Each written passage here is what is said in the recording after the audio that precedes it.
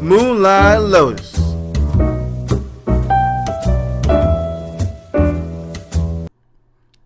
Hey guys, what up? It's another episode of Gaming Talks here. This is episode 19, I believe. 19 or 18, I lost count. They're all just so amazing. Check them out.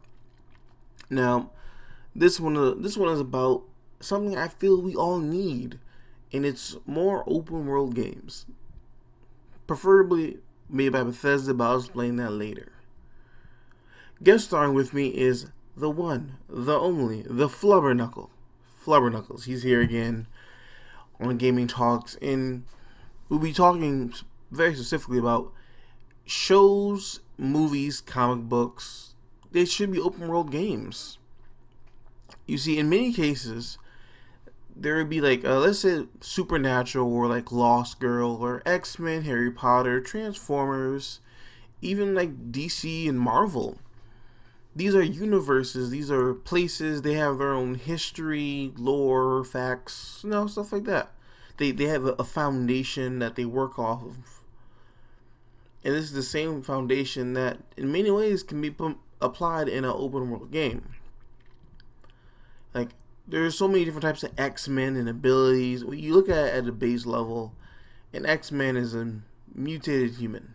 It's a human that has an ability. That's it. Alright? That's it. They're categorized. That's it. Now, when you add like the different groups and factions, that's another layer to it. It works. Same thing with Harry Potter. It's a wizard. A wizard world and a human world. Wizards don't show your shit to humans. Humans, do you. We get over here. Transformers. More than meets the eye. Transformers. Alright?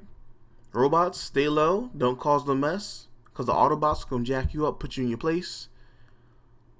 See what I'm saying? Supernatural. Hey, you have supernatural folk, stay in check or we're coming for you. It's that simple. And each of these things could easily be a game. Now, I'm going to let Flubberknuckles explain how he feels about it to you in the game and in the show he picked. Be right back.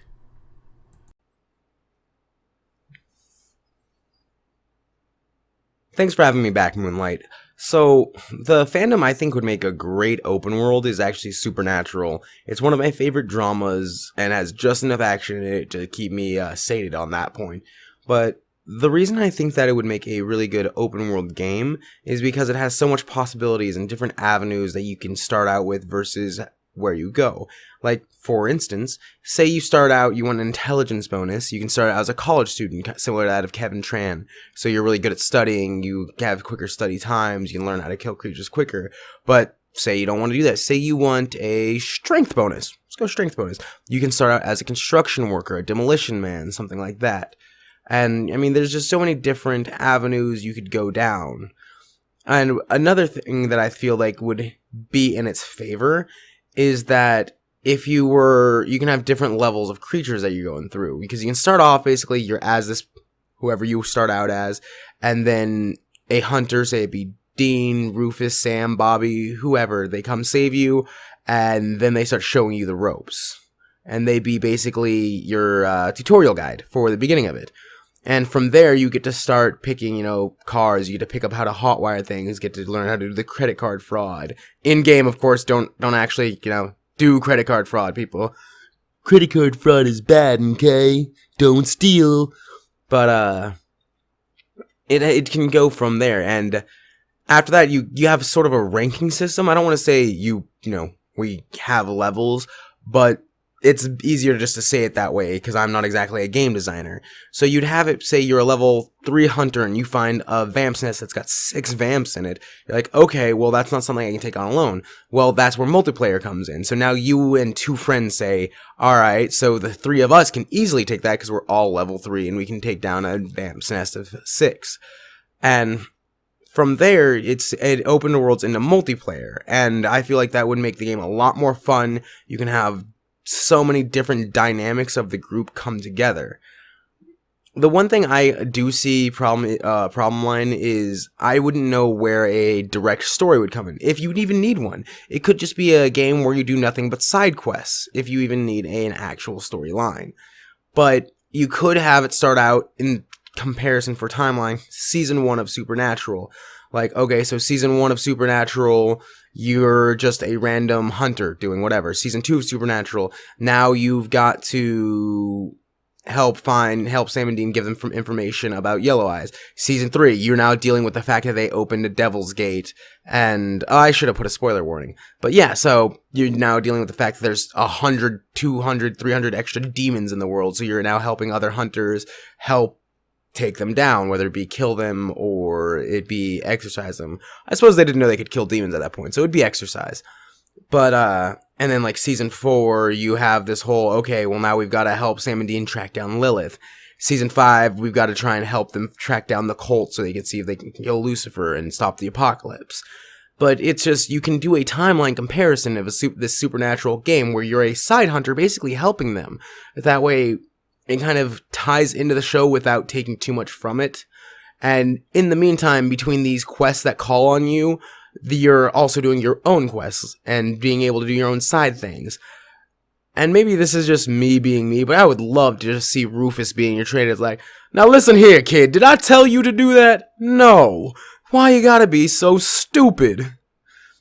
I mean, I loved Rufus as a character, but the open world aspect of it, I feel you could be traveling cross country, you could be traveling with whatever vehicle you wanted, you could customize the look of your character in any way you really want, you could have different stats you want depending on how you poured time in, whether you do more exercising or depending on how you started the character out, and it's one of those that I just feel it has a lot of potential that could be done.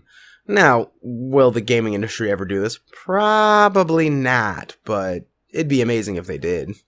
Anyways, I'm going to go ahead and stop rambling and give it back to you, Moonlight. Thanks for having me again.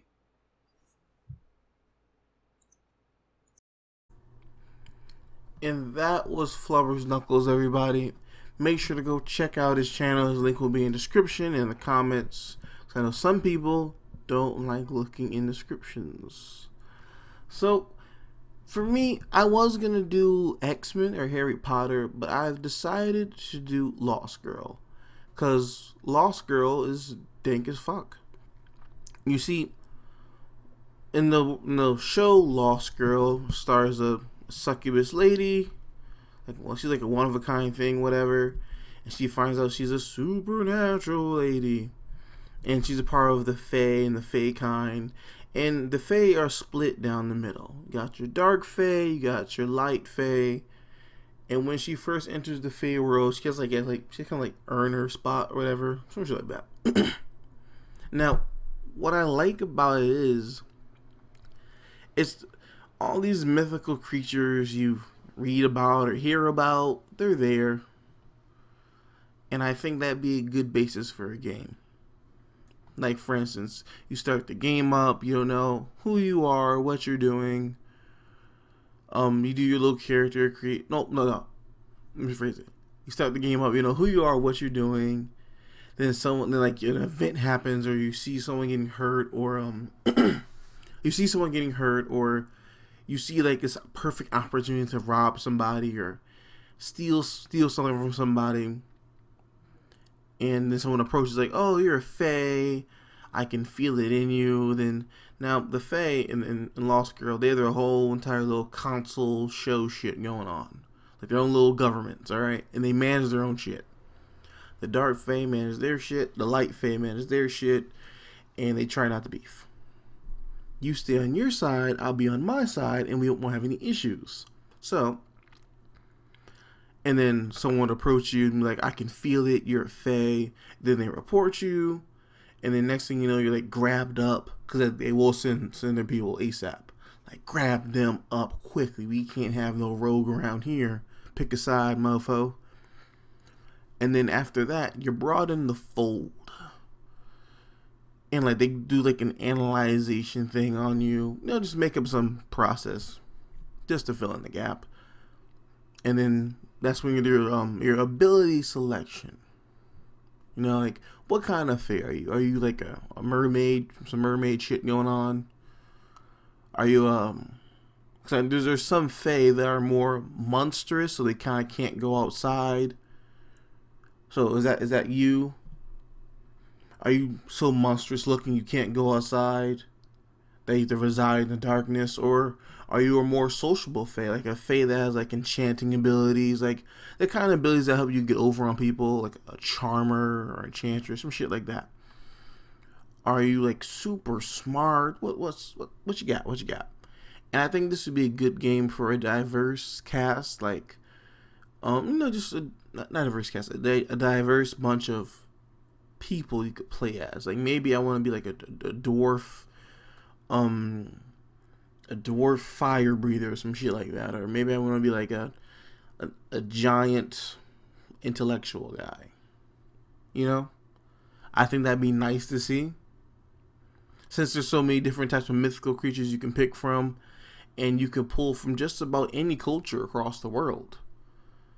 And then when you have this dark fae and light fae mechanic, I don't think it should be like a hard side to it. Like you just play in the middle, remain neutral. But as progress through the game, kind of like with Knights of the Old Republic, as you progress through the game, you start to lean towards the side. Like maybe towards the end, you'll still be neutral, or maybe you'll be slightly more inclined to one side, or maybe you go full blown dark side, boy. Because who doesn't want to go dark side? They have the best cookies. So that's how I would see it happening. And of course, any open world game, you can't just. The open world game has no story. It's just a sandbox. It's an open world sandbox game, which there's nothing wrong with that. Really isn't. But I feel like generally there should be a main story, but it shouldn't be like this main story that's like shoved down your fucking throat. It shouldn't be main story that they're just forcing you to do. This is why I feel like Bethesda should make something like this. Like if Bethesda got their hands on the Star Wars license, bruh,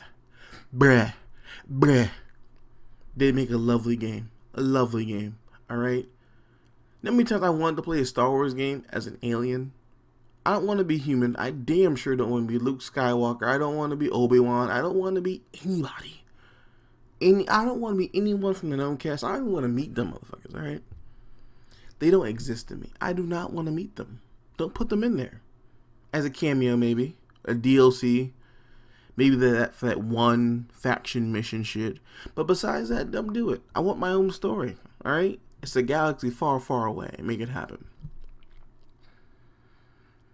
So that's why I feel like that Star Wars was definitely a game happening. That shit happening. But I also like Lost Girl because of the magical aspect to it. Any game that has magic is like, hey, I'm right here, pal. I'll play in a heartbeat. I love magic.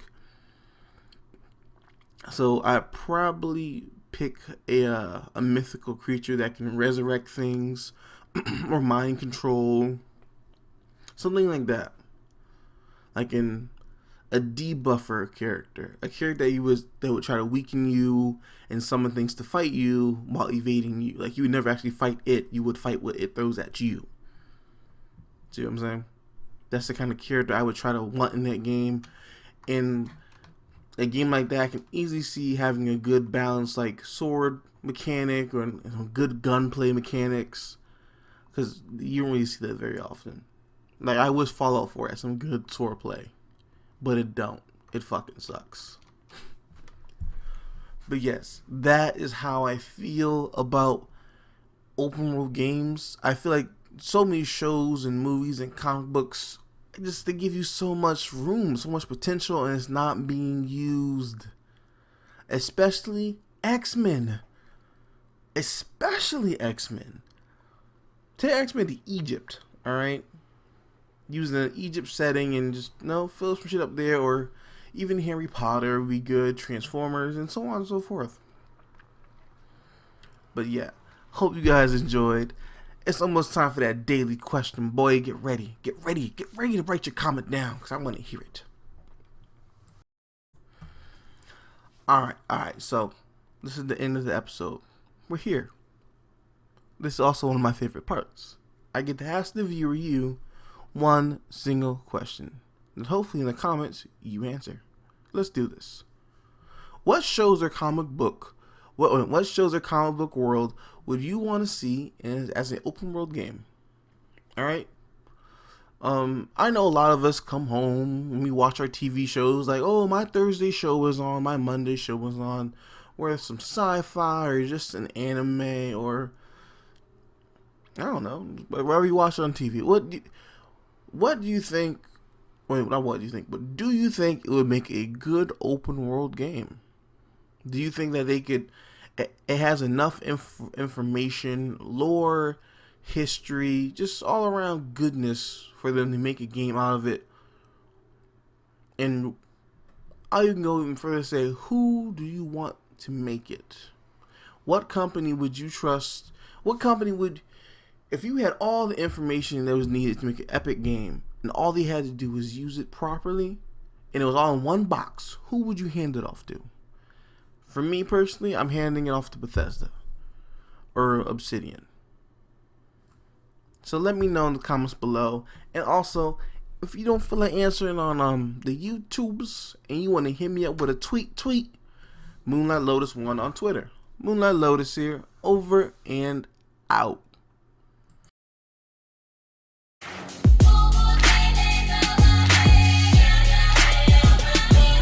It's Moonlight Lotus, when up the beat to support it. Moonlight Lotus, is games of friends and you know it. Notice how this upvoted and make sure you comment and share with your friends and homies. We out. It's Moonlight Lotus, y'all.